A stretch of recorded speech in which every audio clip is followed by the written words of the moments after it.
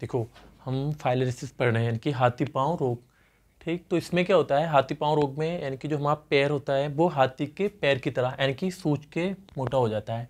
तो इससे पहले मैंने फाइलेरिसिस के 2 लेक्चर और पढ़ा रखे हैं, ठीक, जिसमें यानी कि क्या पैथोलॉजी है और क्या क्या कारण होता है और उसकी क्या स्टेज होती हैं। ठीक है, 3 स्टेज होती हैं इसमें हाथी पाँव यानी कि फाइलेरिसिस की, स्टेज 1, स्टेज 2 और स्टेज 3। तो फर्स्ट वाली जो होती है वो होती है माइक्रोफाइलेरिमिया, जिसमें जो होता है जो फाइलेरिया होता है वो ब्लड के अंदर मूव कर रहा होता है। और सेकंड होती है एक्यूट लिम्फेंजाइटिस, यानी कि जो फाइलेरिया होता है वो लिम्फेटिक चैनल के अंदर आ जाता है। ठीक, और तीसरी जो होती है स्टेज यानी कि स्टेज सी यानी कि क्रोनिक लिम्फेंजाइटिस। इसमें क्या होता है, क्या जो तुम्हारा फाइलेरिया है वो लिम्फेटिक चैनल के अंदर क्या होता है यानी कि कुछ टाइम तक रुक जाता है। ठीक, तो उससे क्या होता है, जैसे मान लो लिम्फेटिक चैनल के अंदर क्या है फाइलेरिया रुक गया, तो क्या होगा, यहाँ पे फाइट होगी यानी कि WBC आ जाएंगी इसे मारने के लिए, जिससे क्या होता है जो तुम्हारा लिम्फेटिक चैनल होता है वो डैमेज हो जाता है। देखो जैसे ये एरिया मैंने डैमेज दिखाया है, तो क्या होगा, देखो लिम्फेटिक चैनल का काम क्या होता है, जैसे आर्टरीज मैंने जो पिछला लेक्चर पढ़ाया था उसमें मैंने बताया था, जैसे यहाँ पे क्या होगी, आर्टरीज होती है फीमोरल आर्टरीज और यहाँ पे होती है सिफेलिस वेन।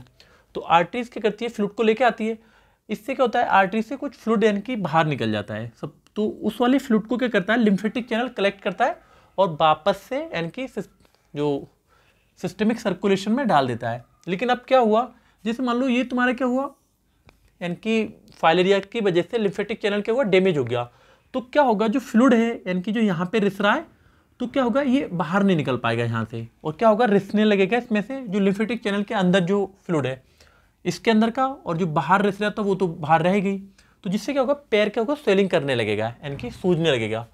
तो इसके क्या क्लिनिकल फीचर होंगे यानी कि क्रोनिक लिम्फेंजाइटिस के, तो देखो क्या होगा, यानी कि सबसे पहला जो होगा सिम्टम वो होगा एडिमा होगा। एडिमा मतलब समझ रहे हो, स्वेलिंग करना।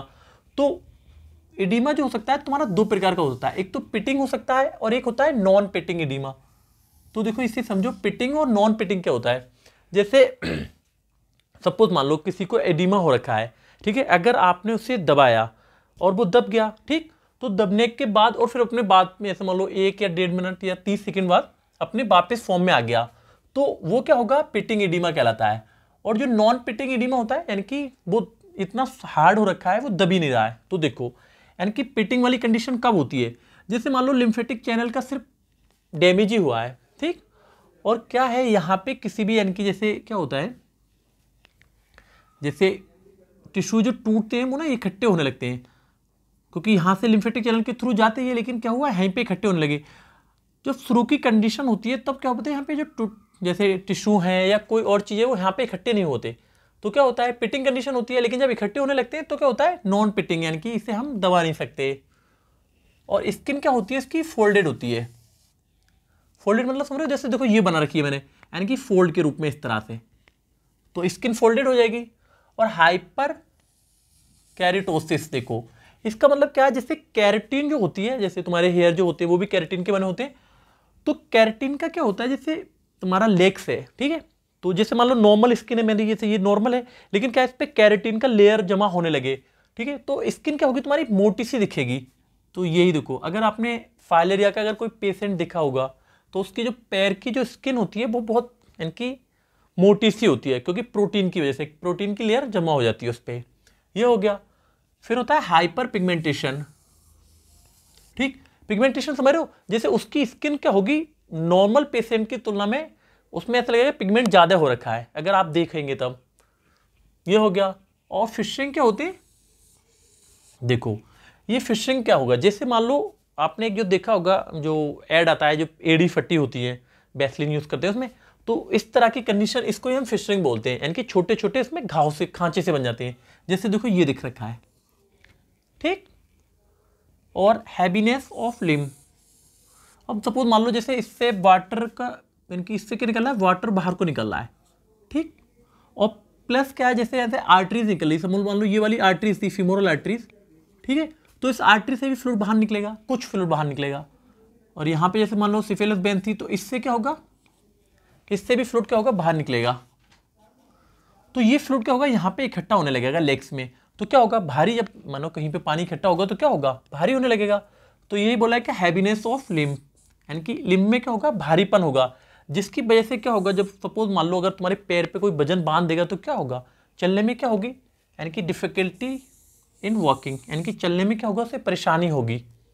ठीक है, अब सपोज मान लो इसे फिशिंग हो रखी है, जैसे घाव बन गए, जैसे तुम्हारी, जैसे ये भाव दिख रहा तुम्हें ये वाला, तो इसमें क्या होगा, जैसे मान लो कहीं पे चोट लगी होती है तो बैक्टीरिया घुसने के ज़्यादा चांस रहते हैं। तो क्या होगा, अगर फिशिंग हो रखी है तो सेकेंडरी इन्फेक्शन हो जाएगा। देखो फर्स्ट यानी कि जो प्राइमरी इन्फेक्शन और सेकेंडरी इन्फेक्शन क्या होता है, जैसे प्राइमरी इन्फेक्शन क्या है, यानी कि जो मेन काज है इसका, तो मेन काज क्या है इन्फेक्शन का, फाइलेरिया। लेकिन सेकेंडरी इन्फेक्शन भी हो सकता है, या तो जैसे मान लो इस वाले जो घाव बन रखा है तो यहाँ से या तो बैक्टीरिया एंटर कर जाए यानी कि यहाँ पे अंदर को, या फिर फंगल इन्फेक्शन हो जाए।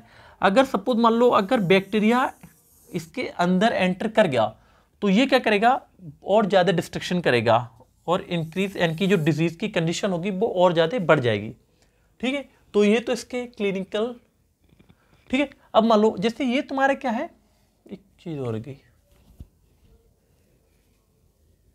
देखो इसके नोड्यूल भी बन जाते हैं, मैंने लिखा नहीं है वहाँ पे, जैसे उस पर जो स्किन के जो फोल्ड होगा उस पर कहीं कहीं पे नोड्यूल्स भी दिखेंगे आपको।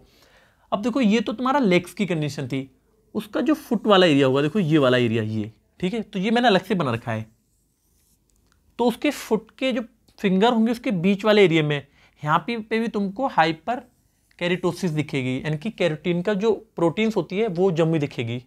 ठीक है, और इसमें क्या होंगे, फिशिंग, यानी कि यहाँ पे भी बीच बीच में क्या होंगे, घाव होंगे यहाँ पे, जहाँ से बैक्टीरिया की एंट्री हो सकती है।